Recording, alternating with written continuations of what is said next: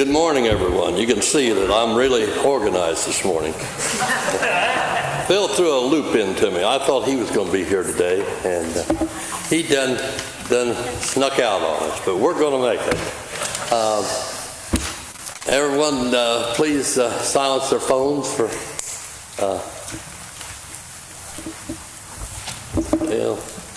I don't even have it.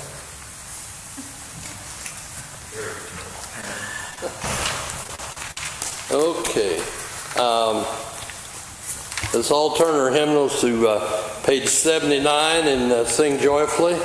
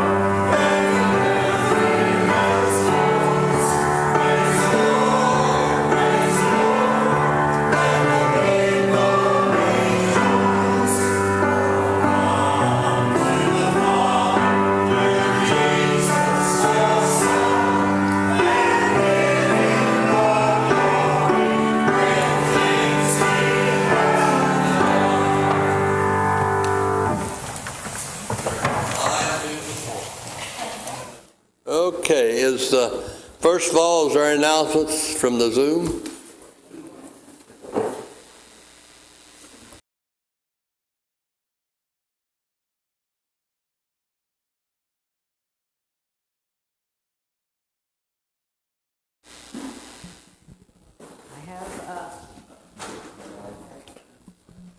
I have an announcement and an apology with the announcement. I told you the wrong date for the picnic last week, which was pointed out to me several times. It is 3 weeks, but 3 weeks from this week, not last week. So that will make it the 27th. I have my calendar right here, 27th, last Sunday of the month. Pitch-in picnic, drinks and tableware provided, and you bring picnicky stuff. And we'll celebrate end of summer, start of fall, and get together and talk, which we love to do right after meeting. I have a second announcement, and this is from Mooresville Friends. They're having a 200th anniversary celebration. It said, because your meeting has a special relationship to White Lick Mooresville monthly meeting, we would like to extend this special invitation to join us for our 200th anniversary celebration, Saturday, August 19th at 1. They're also meeting for worship Sunday, August 20th at 10:30. And on the bulletin board is a little poster that, the same size as this, a little bitty thing, that tells what they're doing. At 1, they're having, it's kind of an open house. They're having some history, some exhibits, and they're touring the meeting house and grounds and the old academy building. So everybody's welcome. Their special relationship, by the way, is that they are the mother meeting for our meeting. So.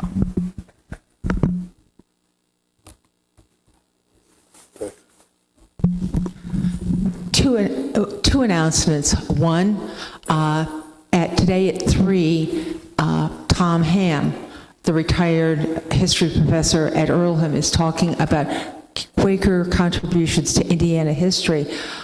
This was in the Western yearly meeting, weekly or semi-weekly email that I got. I do have the Zoom link. If people want to listen in or go over to Winchester, where he's actually speaking in person, see me and I'll tell you more details.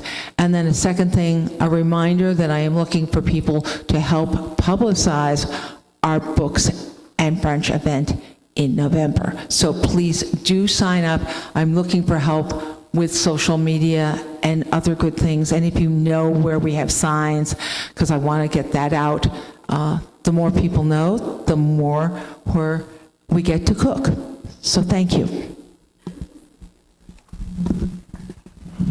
Mary Dooley, I thought I would clarify the clipboard with a sign-up sheet about interest in a civil rights tour is on the table in the entry.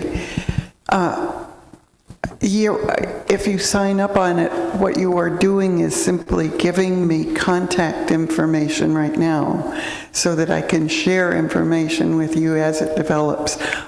I don't have a full plan with dates and times and places and all that. That's in process. But if you're interested, let me know so that I can get that kind of information to you as it develops.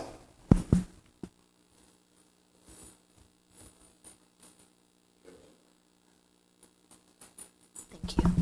Good morning, everyone. Anita Kamek, and this is my regular friendly reminder for, I know I had to, friendly reminder for the meeting for business next Sunday at 7 p.m. on Zoom. Thank you.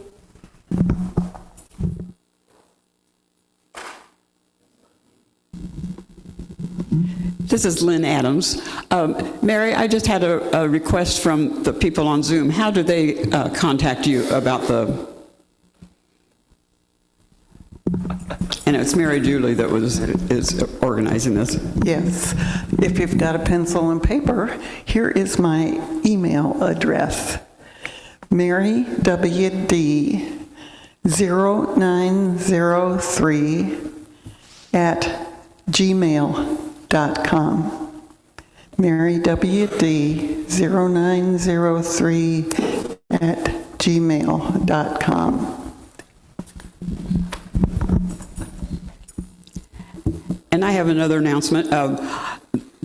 We have plenty of name tags out there, but there are some new people that don't have name tags. So if you would like a name tag and you don't have one, there's a sheet out there that you can put your name on and I'll get you one made. If we run out of room, just turn the paper over and right there. Thank you. And let's pause for a moment of prayer. Our Father, as we pause before Thee this day, we thank Thee for all the blessings Thou give us, our health, our beautiful weather. Be with us as we love one another, and have fellowship. We ask these things in thy name. Amen. Okay, our wheelbarrow's up here. Do I have a wheelbarrow man? Yeah, I got a wheelbarrow man. I thought we would. See what you can find out there.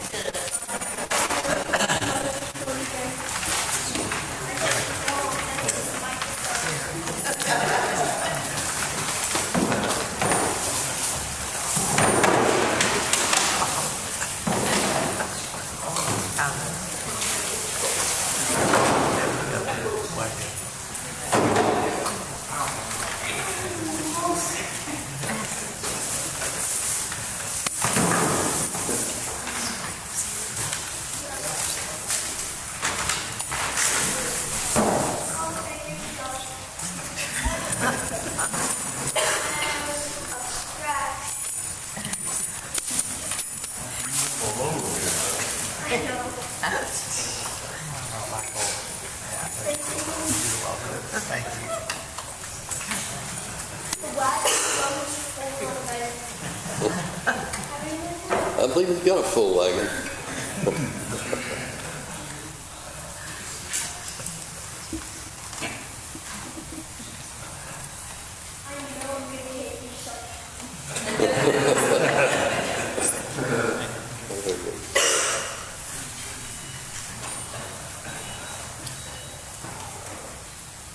There you go. Thank you. You did a great job.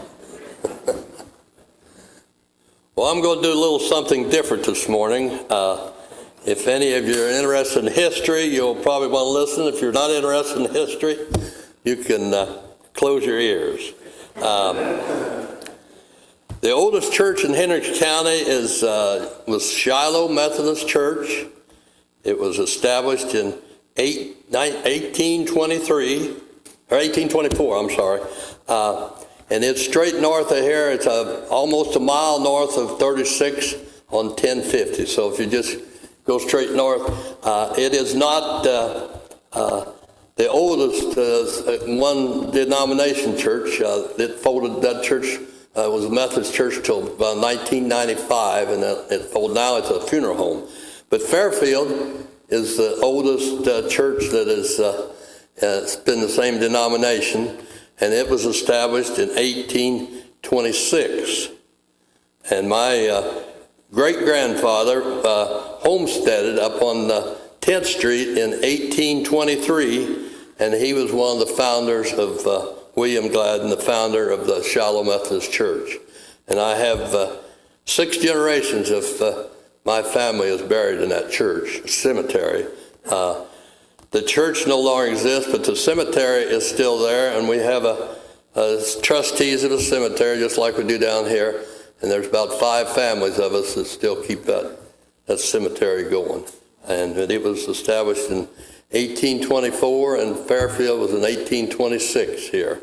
And my grandfather homesteaded up there, and we've got the sheepskin deed. It was the second farm in Marion County on 10th Street. And we've got the sheepskin deed my brother has that it was up there. And to talk about Mooresville, Mooresville is our mother church, and they was established in 1823. So that's why they were the oldest, probably the oldest church in Morgan County, I don't know, but that's the 2 churches. And then we've talked about Lick Branch Church. Some of you, we had some, I think, in a monthly meeting here. It was established, we think, in 1828, and Fairfield is the mother church of Lick Branch. And the graves removed from when the midfield terminal of the airport went in, the church or the cemetery set just about right in front. Once you drive up to unload people, that was where the cemetery was at. And years ago, when Helly and I were children, we used to play back there in that woods in the cemetery, and there was a 3-sided church there The east side of it was open, and there's 4 rocks sitting over here on the south side of the white cemetery, or white church, that were the 4 cornerstones of that church. And I went up and Bob Duncan, I don't know if some of you may remember, he was the head of the airport years ago in the 80s and 90s, and they were talking about moving that, and he said, "Oh, I know right where that cemetery is at." And he said, "I'll meet you up there." Well, I went up there and he wasn't there. Well, he wasn't even at the right cemetery. He was over 3 or 4 miles from there. So he said, "You mark the 4 corners of that church." So I took posts and put tape around it, and the airport come in and put a wrought iron fence around that cemetery.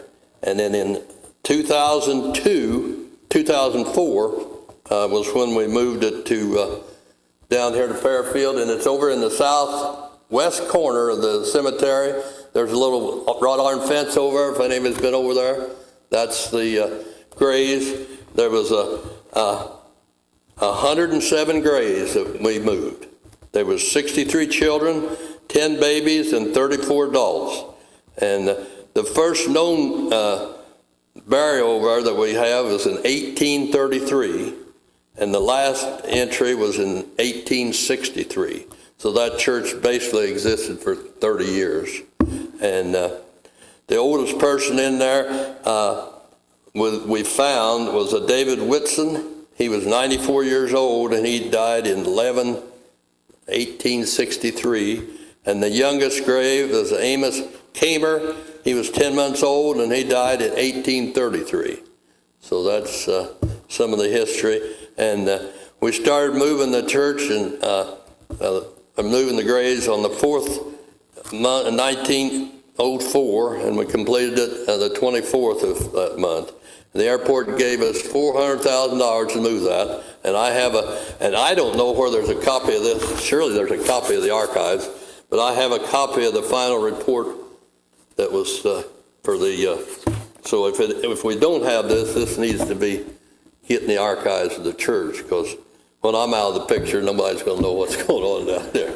I was born and raised just about a mile and a half up the road here, so I've been around this place for a couple years. But that's some of in 2004, how time passed, Ron Fry and I is the only 2 that left that was signed the trustees at that time. That's less than 20 years ago. We've switched basically 100% of our trustees in 20 years. And that don't seem possible, but that's what. And a little history, my granddad, George Gladden, was born in 1837. He was in the Civil War, came out of the Civil War and farmed up there. And my dad was born in 1887, and I was born in 1937. There's 100 years between generations. There's probably not a dozen people alive today that their granddad was in the Civil War. Used to my children to go to school, and they'd say, well, they're talking about their generation, well, their great-granddad was in the Civil War, and they'd say, well, that's impossible. But they was 100. And my great-granddad, William Gladden, was born in 1798. So he was back. So that's just some of the history of, and Don Getchell and Jim Kelm, they're both gone. I don't know, some of you may remember those names. They spent weeks and weeks going to the courthouse in Marion County and getting all the names that they could. And about half of those 107 graves, we've got names to them. And most of the graves just had a field rock, and they had carved out with a chisel or something the date and the name of the person that was on that. But that was one of the churches that Fairfield was a mother church of back in the 18. And I have would be a distant cousin. There's a song in our book, "O Master, Let Me Walk With Thee," was written by Washington Gladden. He was in the Civil War. He was born in 1836. But this song says it wasn't published till 1879, but I was always told that it was written during the Civil War. He was a chaplain, and then he was a pastor down in Columbus for years, and he lived to be 80-some years old. But he was all the Gladden family came out of Pennsylvania, And the Quakers out of here, the Jessups and the Hadleys and the Furnaces that started this church came out of the Carolinas as Quakers. And they're the ones. And one other quick story, in 1961, Helly and I went to Center, and they dropped out of yearly meetings, so there was 5 families came to, I think I said this last Sunday, 5 families that came to Fairfield from Center, and if it wasn't those 5 families, this church would not be existing today. So there's always a few families that keep things going, and that's what I'll be out of the picture one of these days, so somebody else is going to have to pick up the slack. But I was born and raised just about a mile and a half up the road here, so we didn't attend here. We attended Center, but we used to have youth group parties together with the kids down here at Fairfield.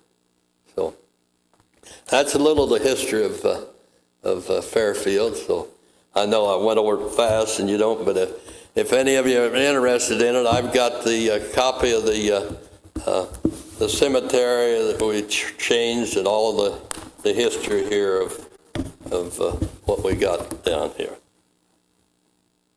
Okay, well, you've heard enough of me, so I'll turn it over to, I'll let you take over.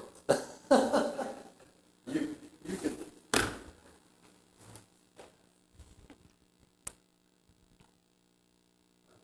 Just a quick comment.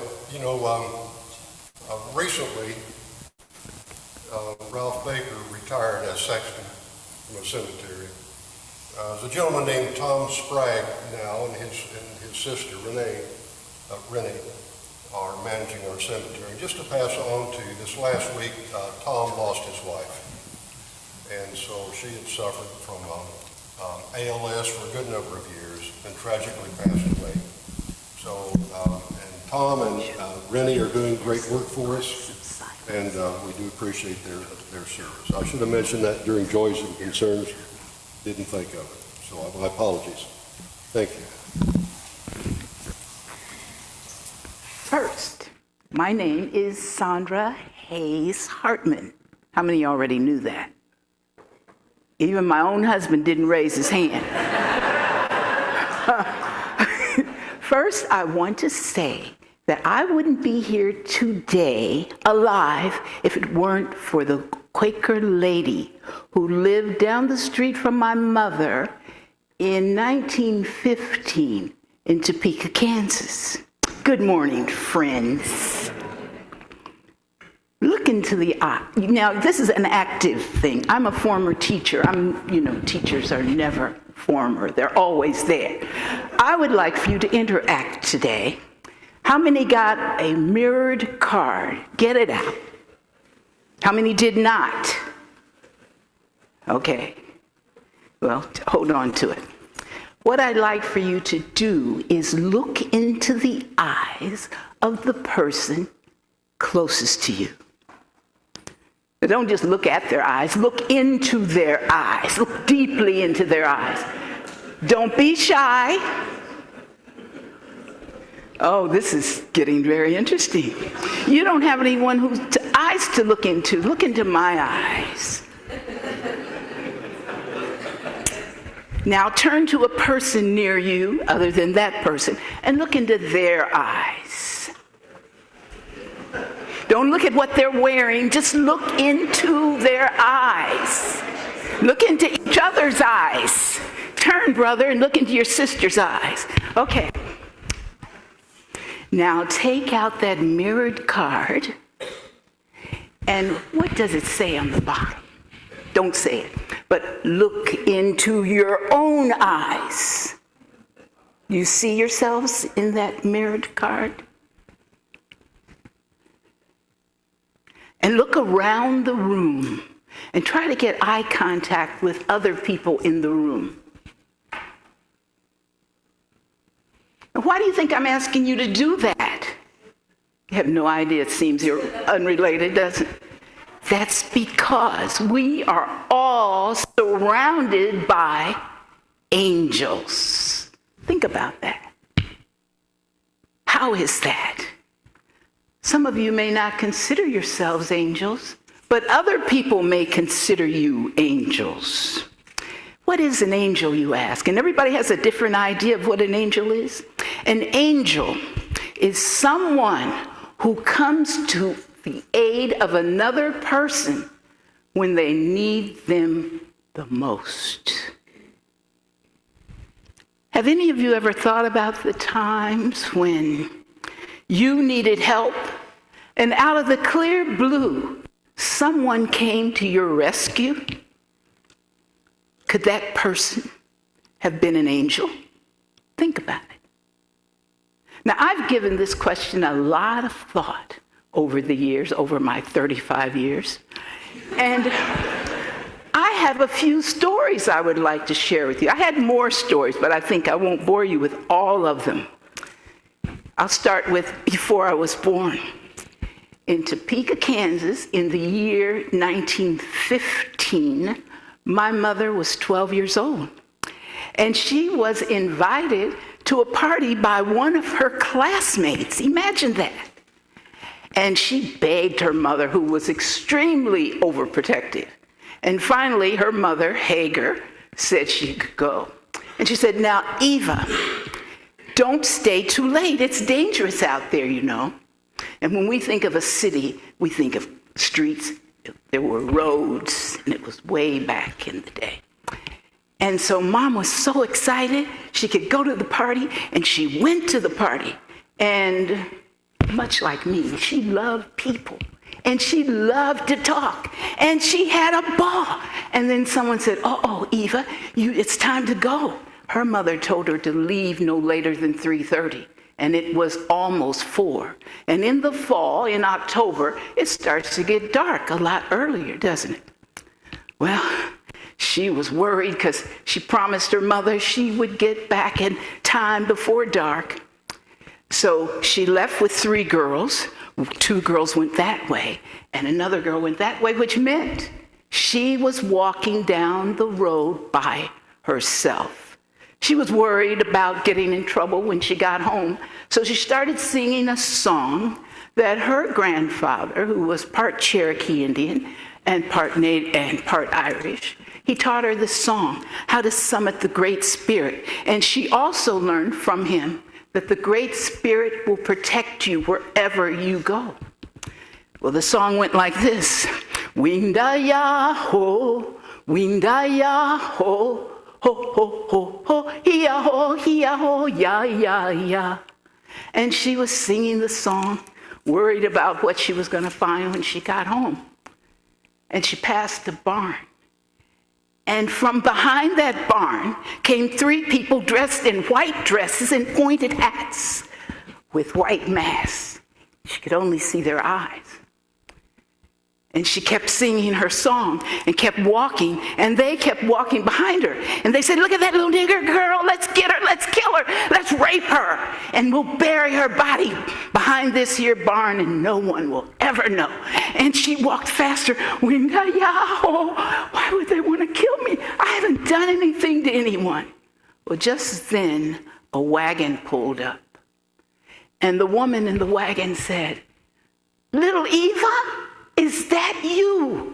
What are you doing out here this time of night? Do you know it's dangerous? There are a lot of mean people out here.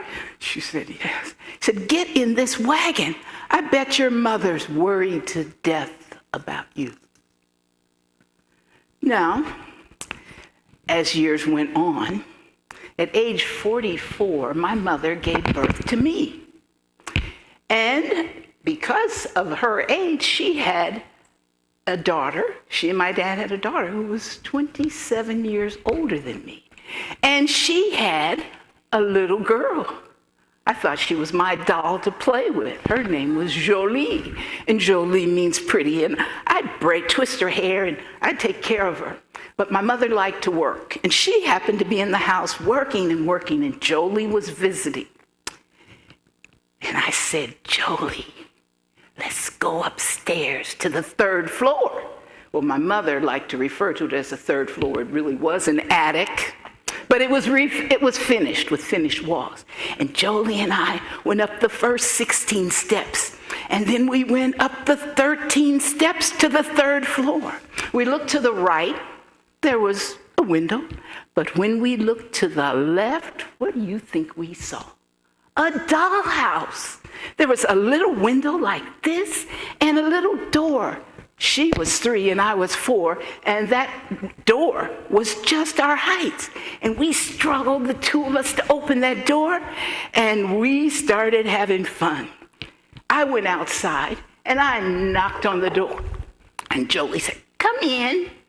And then Jolie went outside and knocked on the door. And I said, "Come in." And we were in and out and walking up and down and up and down.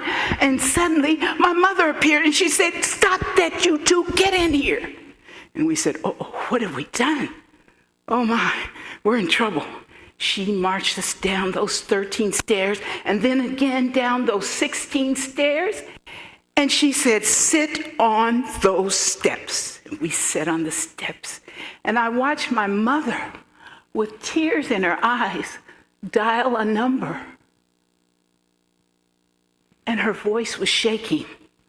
And she said, "Thank you, Mrs. Early, for letting me know that my babies were playing on the roof. They could have fallen to their death and been killed." Now, in retrospect, I thought, was that neighbor, that Mrs. Early, was she a nosy neighbor?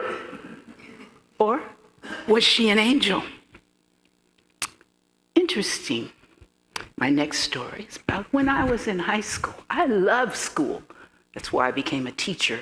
My oldest sister was a teacher, and I got to practice being a teacher all the time, and I loved school. I was in the Spanish club, the French club, the orchestra, yearbook staff, and newspaper staff, so I was involved. This one particular day, I stayed after late for the French club because we had guest speaker, and I helped tidy the room up and everything. And I was leaving campus. I went to Arsenal Technical High School, and as I stepped my foot into the street, Oriental Street, a car full of white boys came, and they were calling me names and spitting at me and cursing at me. And then they took a cinder block and they threw it at me, but they missed. I ran across the street against the fence at the Mayflower, and they drove their car as close as they could get to me. And I said, "This is it." A car went by, and they honked, and they honked, and they honked their horn, and those boys took off running. And I ran down the street, and there was a boy casually walking down the street. I said, "Please help me. There's some boys who are trying to kill me. I haven't done anything to anyone." He says, "Calm down. I'll walk home with you. Where do you live?" And I told him where I lived. He walked me home, and he told my mother what had happened. 2 angels to my rescue that day. As I matured and made a decision to be a teacher, not just a teacher, but a Spanish teacher, señores, and that gentleman has 2 daughters who are Spanish teachers. I was so excited. I was 21, hadn't been out of the country before. But after my first year of teaching, I decided to go to Mexico. I needed some firsthand experience to share with my students, and I was excited. So I signed up to go to La Universidad Iberoamericana. And I studied linguistics and language and history and culture. But of all of the classes I took, I enjoyed the field trips most. And one field trip in particular was to Teotihuacan. How many have been to Teotihuacan? Okay, that's a few. Well, to the pyramid of the sun and the pyramid to the moon. Was I enamored with that? Huge structure, 720 feet by 760 feet at the base. 216 feet from the ground. Was I excited? Why, that structure was built in 200 AD, the oldest structure at the time in Mexico. And it was 248 steps to get to the top. And whoa, I was so excited and thinking about the history and how I was going to share all of that with my students. And when I got to the top, after having climbed 248 steps, I looked down. And the steps had totally disappeared. And it was at that moment that I realized I had agoraphobia. I backed up and I looked around, and there were people reading books and eating sandwiches and chatting, and I'm scared to death. And then I thought, I know those stairs are there. I could scoot down the stairs on my derriere. But the stairs were that wide, and I knew that wasn't going to work. So I looked up and I saw an airplane, and then I saw a helicopter. That's it. They can send a helicopter after me to get me off of this pyramid. Otherwise, I'll have to spend the rest of my life. And I was just going into a state of panic when someone touched my arm. It was a lady. She said, "Is there a problem?" I said, "You bet there's a problem. If they don't send a helicopter after me, I'm never going to get off of this pyramid." She said, "Calm down, just a moment."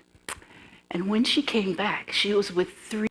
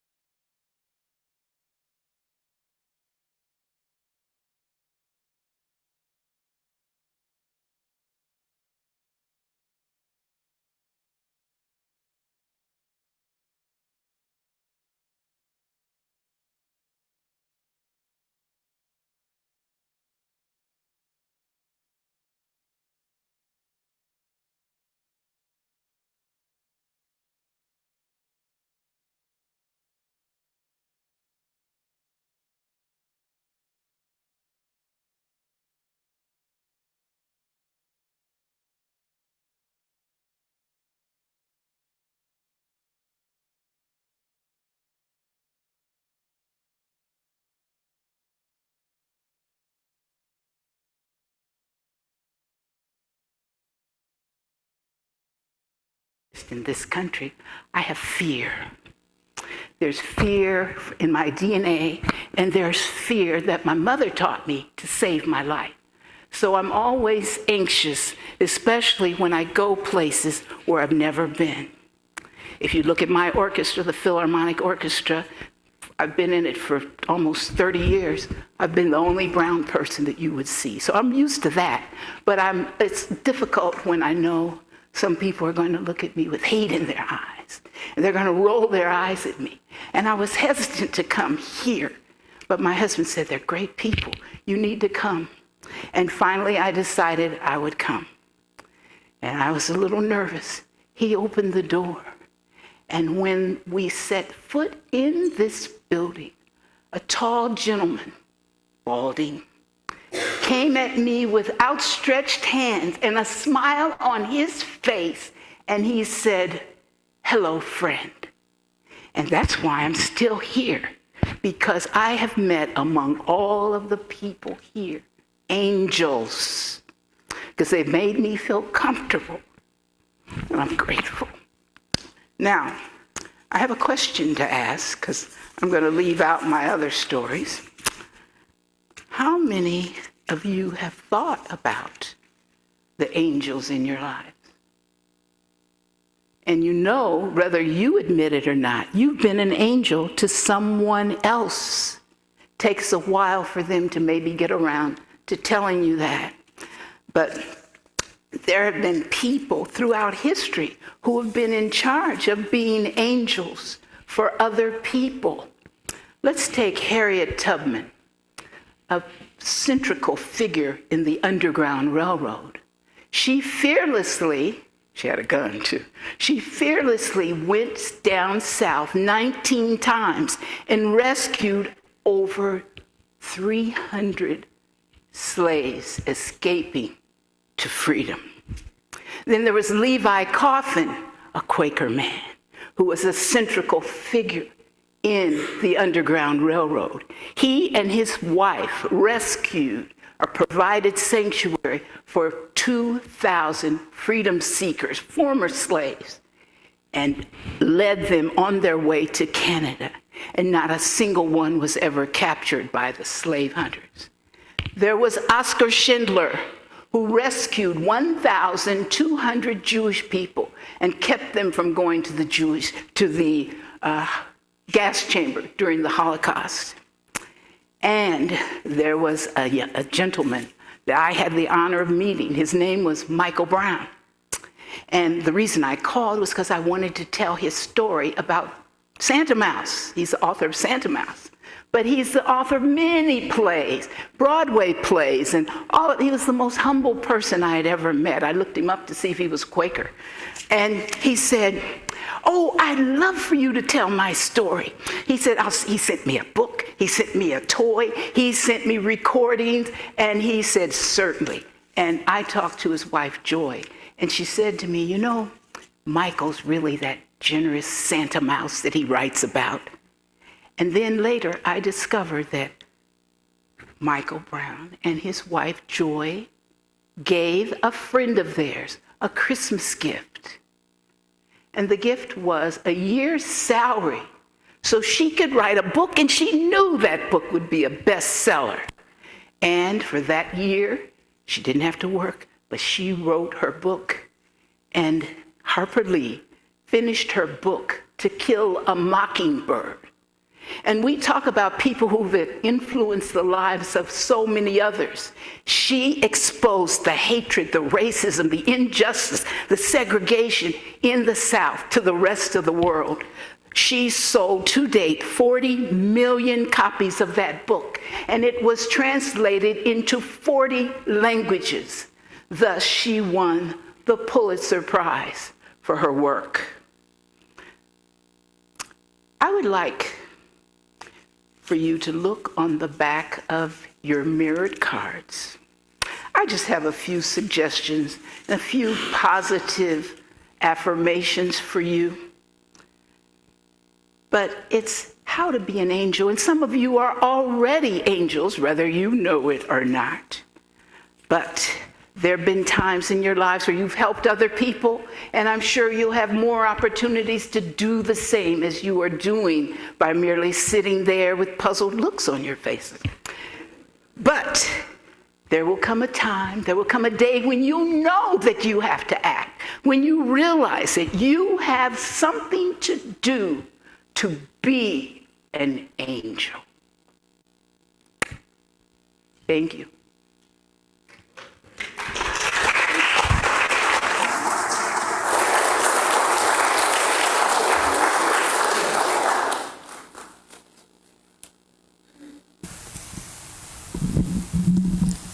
Thank you, Sondra.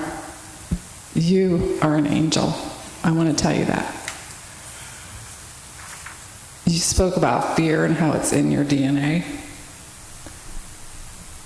And I recently heard something about fear and how so many people have it, and that it keeps them from connecting. It keeps them from engaging because they get, I guess, paralyzed by their fear. And they talked about even the power of engaging, even if it's just, you know, you're in a subway and you just say something to the person next to you, the complete stranger, and how there's so many people that just would never ever do that. They wouldn't do that, but there was an experiment, I guess, where people were asked to just do that, just some little interaction, and how the people reported what it added to them. I mean, the impact of connection. So I thought of that. And then I thought of what you said. You came here and somebody said, "Hello, friend." But one of the first things I noticed about you, and we can all learn from this, is you are one of those people who engages with others around you. I don't know if you had to work on that. You said fear's in your DNA. I believe you. I see you. I understand what you're saying. Did you have to work on that really hard, or is it just who you are? And it had to help your fear because you do that. And it helps others around you because you do that. We can all learn from that. Thank you.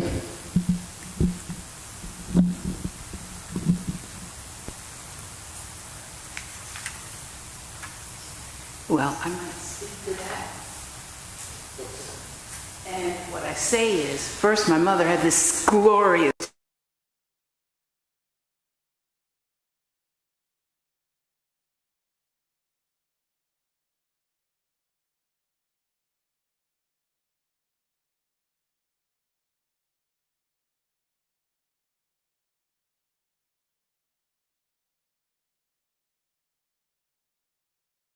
name, so hi, nice to meet you. But I face it, I deal with it, and things come out. The Great Spirit guides me. Thank you. Sondra, we have a question from Zoom on what was on the card. The people on Zoom didn't see what was on the back of the card. Folks, you have people out here who have cards, they'll have to tell you, because they all say something different. Okay, there's that young man over there, the helper has to read what's on his card. Okay, it says, say a kind word to someone that looks sad.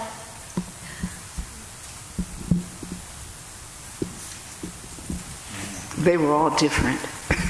Mine says, listen.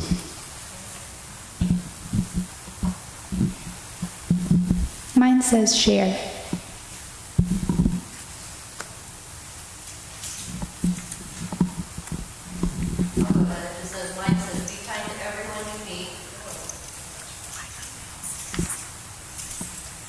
Mine says, be kind to everyone you meet. You know, angels wear many disguises.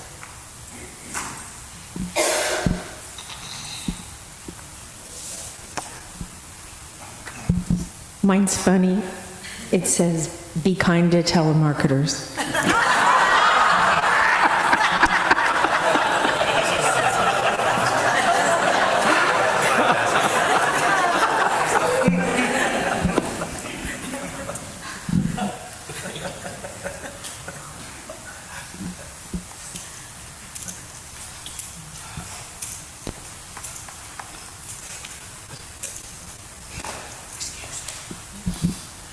Mine says, forgive yourself for wounding others. I was glad to see that, because so if I don't, I won't try again.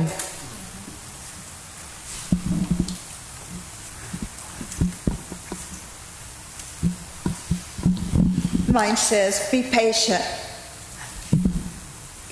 Mine says, the more people you meet, the more you will know God. Mine says, go out of your way to help someone. Mine says, the angel on the other side awaits your command. Mine says, ask.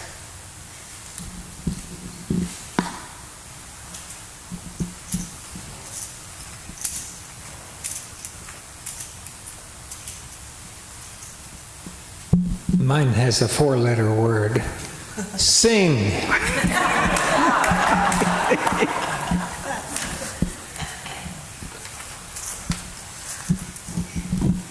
Well, I thought that everyone had the same card that I had, because it says, be an angel, and then I heart love angels.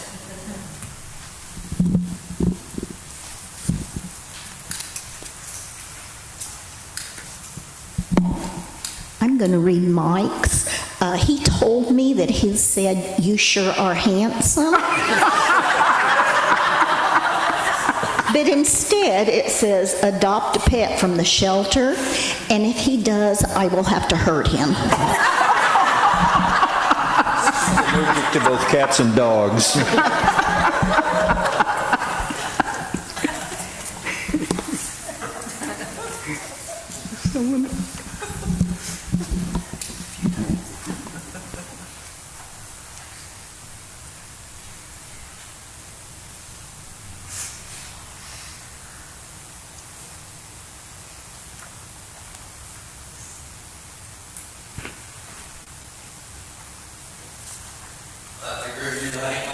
let's sing. Does anyone else have anything on it? I can't top these, so. Okay, we go sing that. Yes, this is a song. I think everybody knows it. I've never sung all of the verses. No, it's not in. I remember during the 60s and later people saying, reach out and touch someone's hand. Make this world a better place. How many know how that goes? Because you're going to need to sing it. Stand up and let's sing. No, it's not. Okay, who's going to start? Reach out and touch somebody's hand. Make this world a better place if you can. Reach out and touch somebody's hand. Make this world a better place if you can. Take a little time out of your busy day to give encouragement to someone who's lost the way. Or you just, if I ask you to share a problem that's not your own, you can change things if you start giving. Why don't you reach out and touch somebody's hand? Make this world a better place if you can. Reach out and touch somebody's hand. Make this world a better place if you can. Friend on the streets and he's down. Remember his shoes could fit your feet. Try a little kindness and you'll see it's something that comes very naturally. We can change things if we start giving. Why don't you reach out and touch somebody's hand?